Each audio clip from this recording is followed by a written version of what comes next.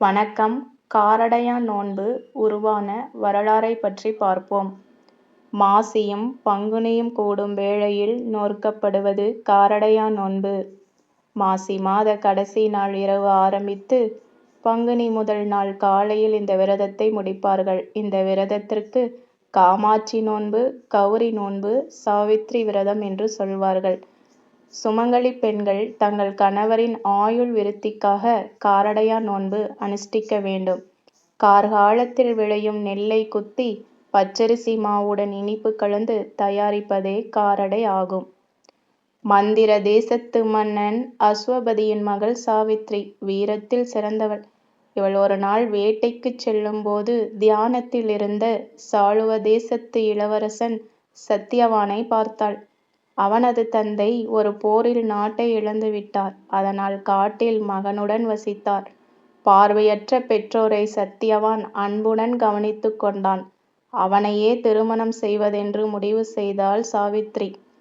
மந்திர தேசத்திற்கு வந்த நாரதர் சாவித்திரியின் தந்தையிடம் இன்னும் ஓராண்டு காலத்தில் சத்தியவான் இறந்து விடுவான் என்றும் அதனால் சாவித்திரியை அவனுக்கு திருமணம் செய்து கொடுக்க வேண்டாம் என்றும் எச்சரித்தாள்.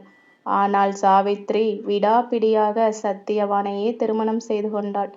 கணவனையும் பார்வையற்ற மாமனார் மாமியாரையும் அவள் அன்புடன் கவனித்து கொண்டாள். அரண்மனை வாசியான அவள் காட்டில் பல சிரமங்களை அனுபவித்தாலும் பொறுமையுடன் ஏற்றுக்கொண்டாள். சத்தியவானின் ஆயுள் முடியும் நாள் வந்தது. அன்று அவள் கணவனை பிரியவே இல்லை. அவர்கள் காட்டில் பழம் பறித்து கொண்டிருந்தனர். திடீரென சத்தியவான் மயங்கி விழுந்து இறந்தான். அவனது உயிரை யமதர்மராஜா எடுத்துச் சென்றார். சாவித்திரி யமனை பின்தொடர்ந்தாள். தலை சிறந்த கற்புக்கரசி என்பதாலும் கணவன் இறப்பான் என்று தெரிந்தும் தைரியத்துடன் அவனை திருமணம் செய்து கொண்டதாலும் பார்வையற்ற முதியவர்களுக்கு தளராத சேவை செய்தவள் என்பதாலும் அவர்களுக்கு காட்சி தந்த யமதர்மர் அவளை திரும்பி போகச் சொன்னார். அவரிடம், நான் என் கணவருடன் தான் வாழ விரும்புகிறேன்.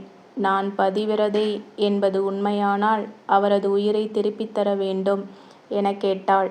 இறப்புக்கு பிறகு யாருக்கும் வாழ்வு கிடையாது என மறுத்த யமதர்மர் அதற்கு பதிலாக வேற எந்த வரம் கேட்டாலும் தருவதாக கூறினார். சாவித்திரி புத்திசாலித்தனமாக, என் மாமனார் மாமியாவிற்கு மீண்டும் பார்வை வேண்டும், ஆண் வாரிசு இல்லாத என் தந்தைக்கு ஆண் குழந்தை பிறக்க வேண்டும், எனக்கு 100 குழந்தைகள் வேண்டும் என்றாள். சற்றும் யோசிக்காத யமதர்மர் அந்த வரங்களை கொடுத்து விட்டார். எனக்கு 100 குழந்தைகள் பிறக்க வேண்டுமென்றால் என் கணவன் உயிரோடு இருந்தாக வேண்டும். உயிரை திரும்ப கொடுங்கள் என யாசித்தாள் சாவித்திரி. யமதர்மராஜா அவளது அறிவின் திறனை வியந்து சத்தியவானை அங்கேயே விட்டு அவனுக்கு உயிர் கொடுத்து விட்டுச் சென்றார். இத்துடன் இந்த கதை முடிந்தது. பெண்கள் மாங்கல்ய பாக்கியத்திற்காக அனுஷ்டிக்கப்படும் விரதம் காரடையான் நோன்பாகும். மாசி மாதம் முடிந்து பங்குனி மாதம் துவங்கும் வேளையில் இந்த விரதம் அனுஷ்டிக்கப்படும். விரத முறை: விரதம் இருக்கும் நாளில் பெண்கள் அதிகாலையில் நீராடி தரையில் சிறிய கோலமிட வேண்டும். அதன் மீது நுனிவாழை இலை போட்டு 2 அடையும் உருக்காத வெண்ணெயும் வைக்க வேண்டும். இலையின் ஓரத்தில் வெற்றிலைப்பாக்கு, மஞ்சள் கிழங்கு, வாழைப்பழம் வைக்க வேண்டும். அதன் மீது நோன்பு கயிற்றையும் தாலி சரடையும் வைக்க வேண்டும். அதன் முன் அமர்ந்து இலையைச் சுற்றி நீர் தெளித்து நிவேதனம் செய்ய வேண்டும்.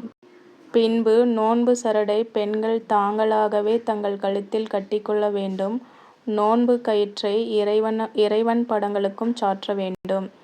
நெய்வேத்தியம் செய்த பொருளை நம்மளும் சாப்பிட்டுக்கலாம்.